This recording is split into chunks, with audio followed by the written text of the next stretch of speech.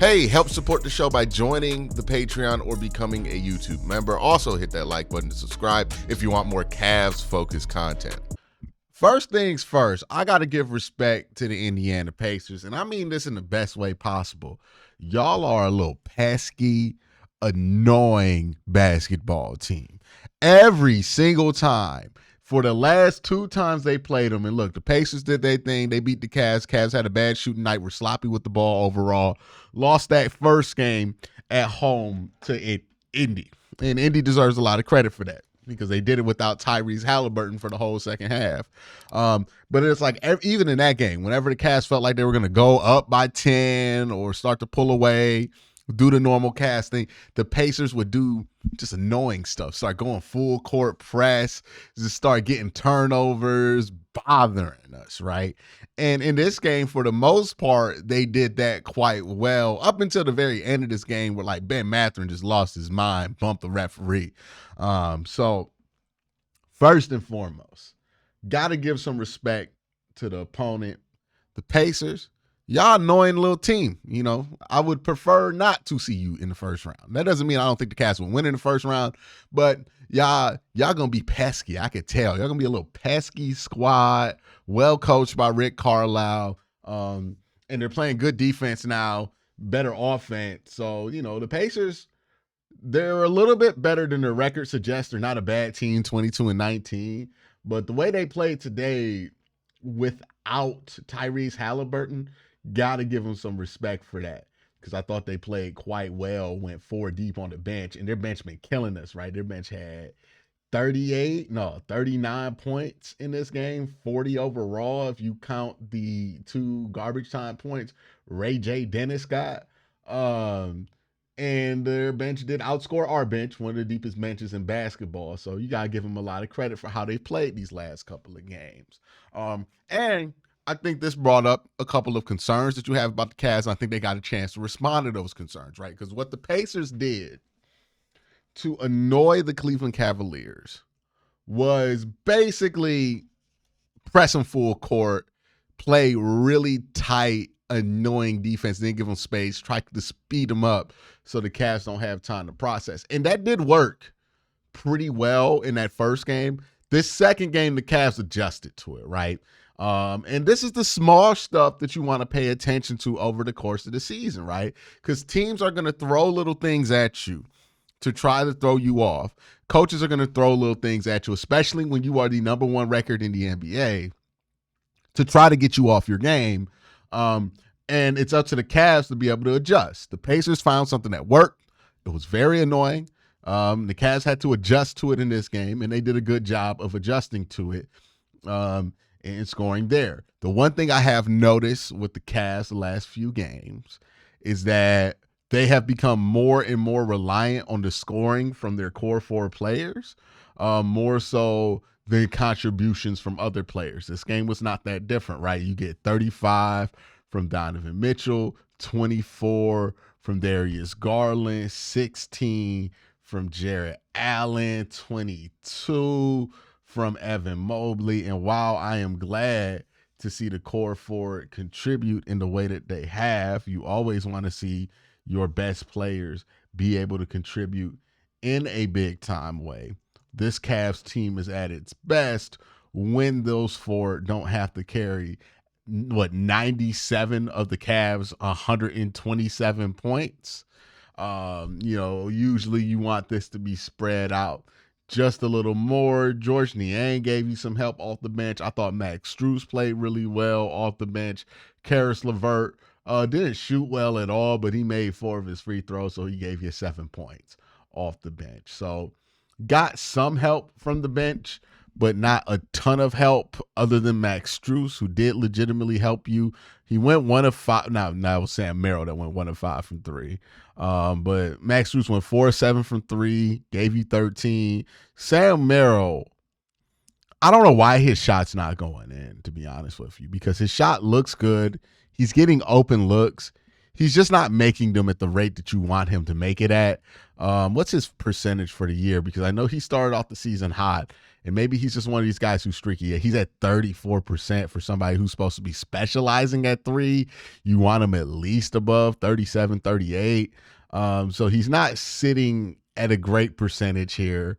His last 10 games, he's been at 40. So I guess he's been shooting better than I'm giving him credit for.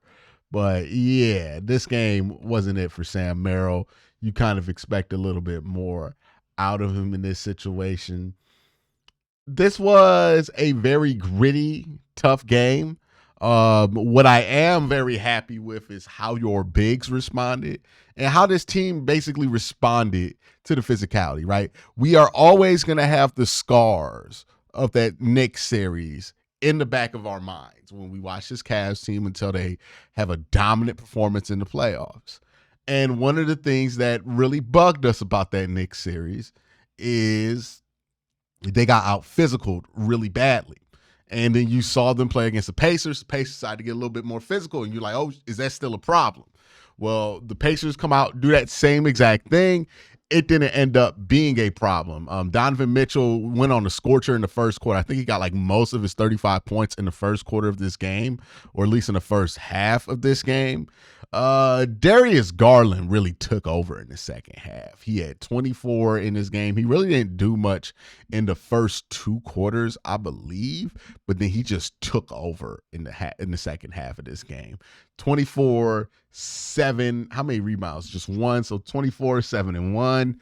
50% from the field, 2 of 8 from threes. So, like, keep in mind, he got 24 without a ton of threes. This is just a lot of hard work down the paint. Didn't even shoot well from free throw from his standards. He was 4 of 6. Jarrett Allen had a nice, strong night, 16 points, 5 of 6 from the field. Thought Evan had himself a nice, strong night, made 3 3-pointers, had a couple of nice dribble drives to the rim, 22, 13, and 1. So he didn't play make super well, but Evan Mobley had one of those nights that you don't mind here. Yeah. So these two games versus the Pacers, these weren't the most convincing games, right? If you're a Cavs fan and you're looking for reasons to be even more excited than we already are, or if you're looking for reason to be optimistic about the Cavs being able to go on the road and beat the Oklahoma City Thunder the same way they beat the Oklahoma City Thunder at home. They're not playing great basketball right now. I would say they're coming off of their worst 2-game stretch since the 2 losses to Atlanta. Now, again, keep in mind, I am talking about a basketball team that is 34-5. So when I say they're not playing good basketball, if a bunch of other teams played like the Cavs played tonight, that's great basketball for them. But the Cavs are 34-5.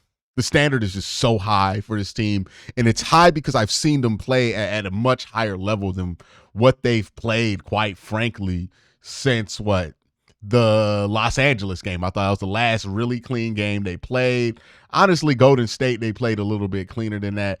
But you watch the Dallas game, they weren't super clean in that one. The Charlotte game, they weren't super clean in that one. The Los Angeles game, they weren't super clean in that one. Oklahoma City, they played well in that one, but I've seen them play better games than they did in that one. Toronto didn't play super clean in that one. In these last 2 games versus the Pacers, for the Cavs standard, I don't believe they have played super clean. Now, the good news is that I'm talking about 1, 2, 3, 4, 5, 6, 7 games, right, where I don't think the Cavs have played their cleanest basketball. They're 6-1 in that stretch. So don't take this is me being negative about the team. I'm just pointing out that, they're able to get through these stretches where they're not really playing their cleanest basketball of the season and still being able to win a lot of these games, which is really good. But you also want to get to the bottom of like what's going on. What do you have to adjust to? I think this is another answer to the question of like, hey, can the Cavs win games when they're not shooting at the amazing level that they've been shooting at some points this season, right? And look, the Cavs have been shooting the ball, especially the 3, at such an insane level that it's a standard that's kind of hard to keep up. So you want to watch and make sure while you're watching this team, if you're looking for things that could go wrong and make this team not perform the way that we hope they perform in the playoffs, you want to watch them on nights where they're not shooting above 40% and they're like sitting at 34 or 28, and watch and see if they can make up for not having amazing three-point production. Despite the fact that they were underwater from three, right? They were at 34%, which is not what they usually shoot at. They were able to be around 50% from the field. That is a good sign, right? You want to see a team that's not just going to live by the three, die by the three, but be able to have some counter punches to go to if it comes down to it. And that's what stretches like this are about. So, yeah, I don't think the Cavs have been playing their cleanest, crispest offensive basketball of the season. Again, we're talking about a team that's 34-5. So, like, their bad stretches would be a lot of teams' best stretches. It sounds like a flex, but that's just where the Cavs are right now. But you want to see, hey, when they are shooting a more close to earth three-point percentage, do they just turn into just another team, or are they able to lean into stuff, right? The game versus the Pacers, they didn't play that well. They shot the ball poorly. They turned the ball over a ton, and they allowed themselves to get kind of bullied a little bit by the Indiana Pacers. You're still able to get those 2-point, shots, able to get some good efficiency from the field, able to get those dribble drives. I thought Darius Garland played an excellent game. Deserves that love, man. If anything was proven today, the Cavs have 4 All-Stars. Darius Garland is most certainly an all-star. Donovan Mitchell is most certainly an all-star. Evan Mobley is most certainly an all-star. In a just world with a voting system that made sense, and if you haven't voted for the Cavs, go online and vote for the Cavs. But in a just world with a playoff voting system, well, not a playoff voting system, good God, could you imagine if the playoffs were determined like this? It's probably what the NBA would love, like if you just could put teams in the playoffs by popularity.